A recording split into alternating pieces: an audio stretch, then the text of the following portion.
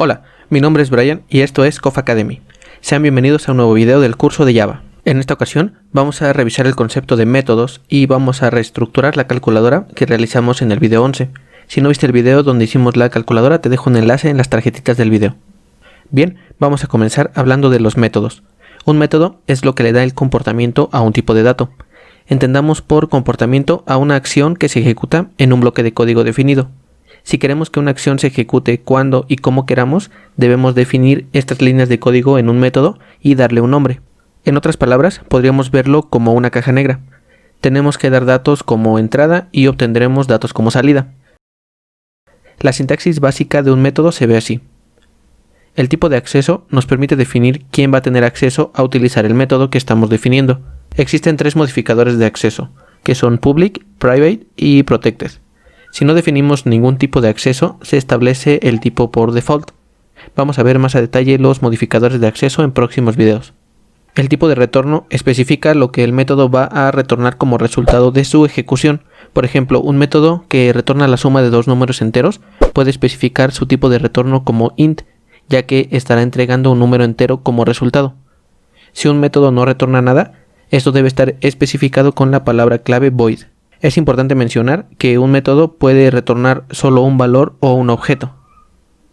El nombre del método es simplemente la manera en que podemos identificarlo dentro del código y será el que usaremos para llamar al método en las partes de código donde lo necesitemos. Los parámetros de un método son los valores que recibe como entrada. Es una lista de declaraciones separadas por coma. Cada parámetro consiste de un tipo de dato y un identificador o nombre del parámetro. Si un método no recibe ningún parámetro de entrada, entonces se dejan los paréntesis vacíos. El cuerpo del método contiene el código que será ejecutado cada que se mande a llamar. Vemos que debe estar delimitado por llaves de apertura y de cierre. Si el método tiene un tipo de retorno que no sea void, entonces el cuerpo del método debe terminar con la palabra return y el valor que se va a retornar. Un concepto muy común es la sobrecarga de métodos, pero antes de esto tenemos que saber lo que es la firma del método. Bien, podríamos ver a la firma del método como la manera en que podemos identificar de manera única un método en una clase. Una clase puede tener muchos métodos con el mismo nombre, pero no puede tener más de un método con la misma firma. La firma del método se conforma por el nombre del método y la lista ordenada de tipos de parámetros. Por ejemplo, podemos tener una clase de estos dos métodos. Ambos se llaman método y ambos reciben un entero y un string. Sin embargo, estos métodos tienen diferente firma, ya que, aunque ambos tienen el mismo nombre y reciben los mismos parámetros, el orden en que los reciben es diferente.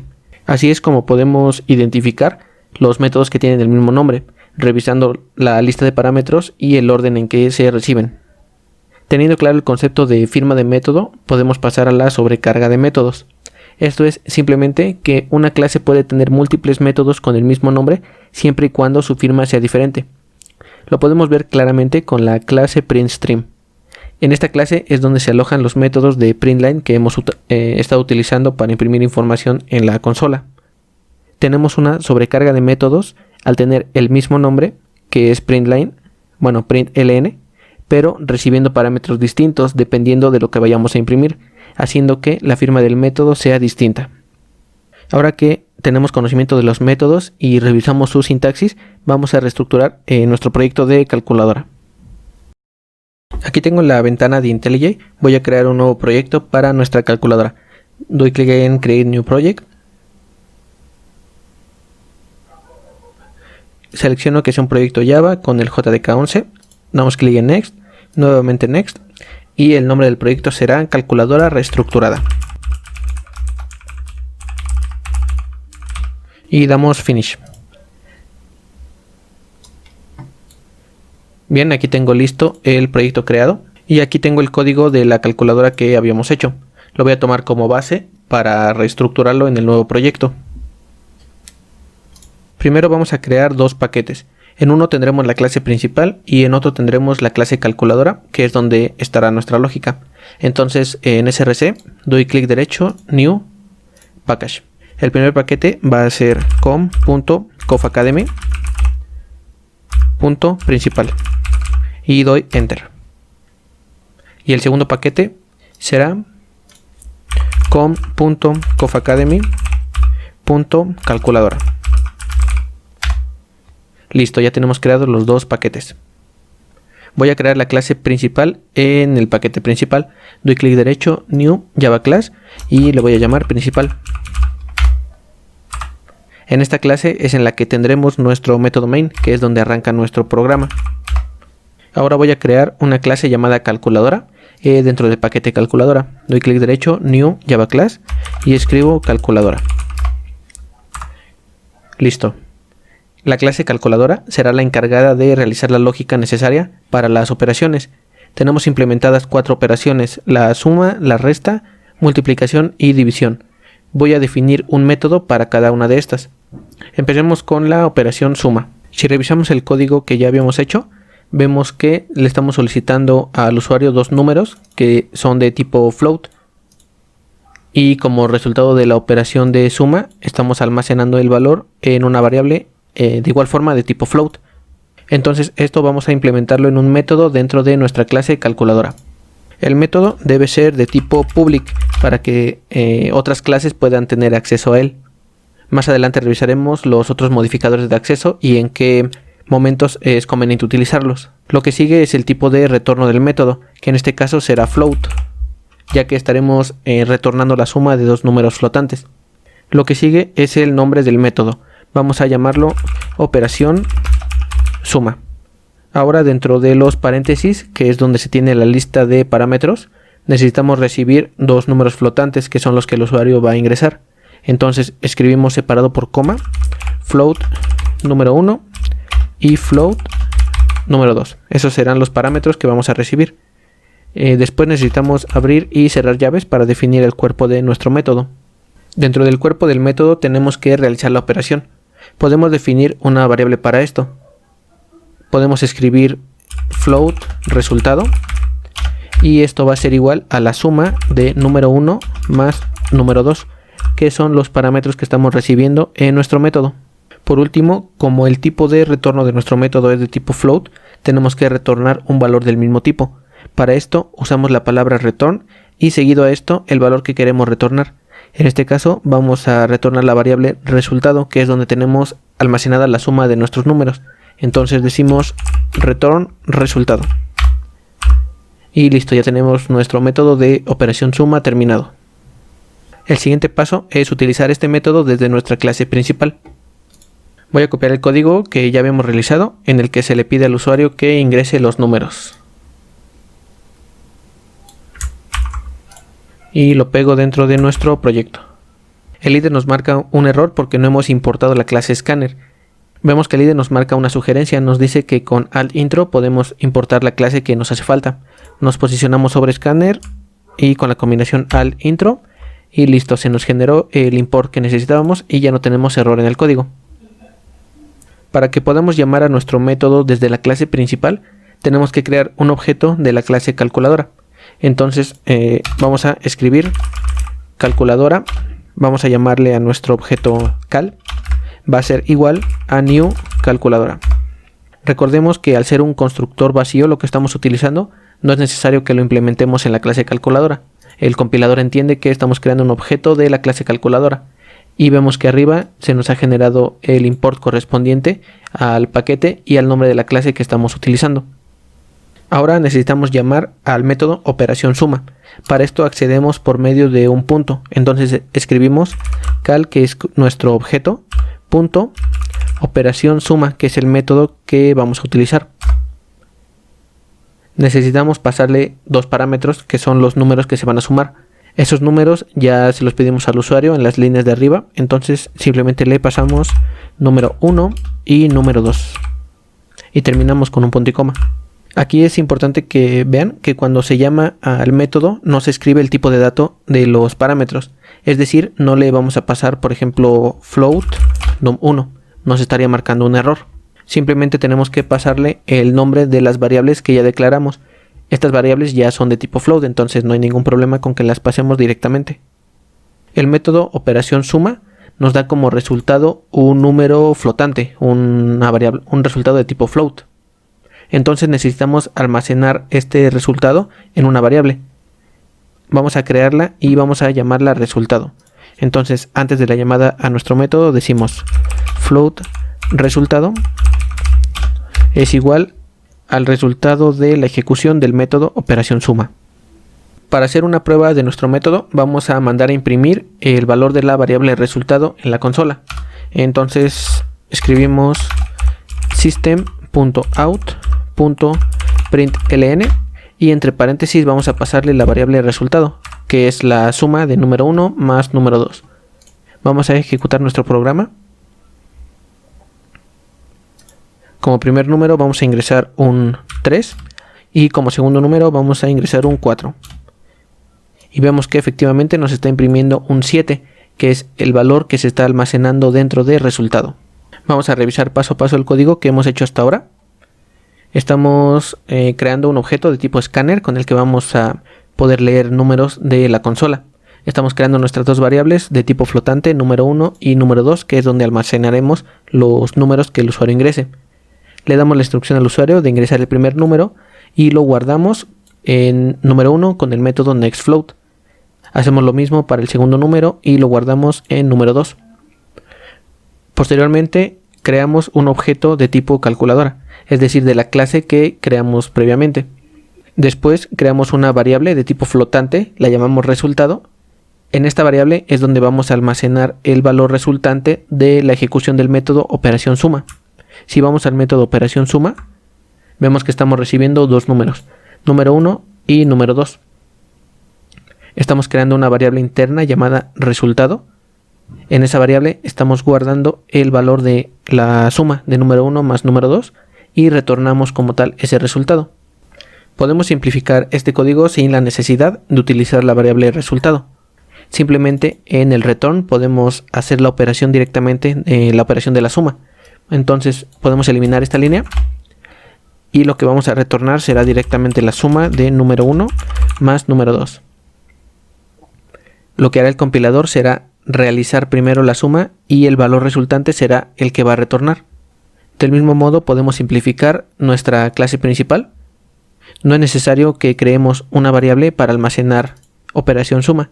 Podemos simplemente dentro de la impresión de pantalla mandar a llamar el método cal.operación suma. Le pasamos sus dos parámetros, número 1 y número 2, y nos estaremos ahorrando esta línea de código. Si ejecuto nuevamente podemos ver el resultado. El primer número un 5 y el segundo número un 2. Y tenemos un 7 como resultado, que es la suma de ambos números. Con esto tenemos listo el método de la suma. Ahora vamos a implementar las otras tres operaciones. Vamos a definir nuestro método para la resta. Decimos public float operación resta. Recibimos entre paréntesis de igual forma dos números flotantes, número 1 y número 2. Y en el cuerpo del método vamos a retornar la resta. Entonces escribimos return número 1 menos número 2. Y terminamos con punto y coma. Lo mismo hacemos para la multiplicación. Será un método que retorne float. Lo llamamos operación multiplicación. Entre paréntesis va a recibir los parámetros float número 1 y float número 2. Y va a retornar como resultado la multiplicación de número 1 por número 2. Y solo nos falta la división. Public float operación división. Recibimos los dos parámetros, número 1 y número 2. Y retornamos la división, que es número 1 sobre número 2. Y listo, ya tenemos implementados los cuatro métodos de nuestras cuatro operaciones de la calculadora. Ahora lo que nos falta es imprimir nuestro menú de opciones y la estructura switch para saber qué operación es la que vamos a realizar. Vemos el código que ya teníamos. Me voy a llevar, voy a copiar este código y nos vamos a nuestra clase principal. Voy a eliminar esta impresión que fue de prueba y aquí vamos a pegar el código. Para reducir el código en nuestra clase principal, me voy a llevar las impresiones de pantalla con las que armamos el menú a un método dentro de la clase calculadora. Voy a cortar estas líneas de código, control X, y voy a la clase calculadora. El método se va a llamar menú y va a ser de tipo void.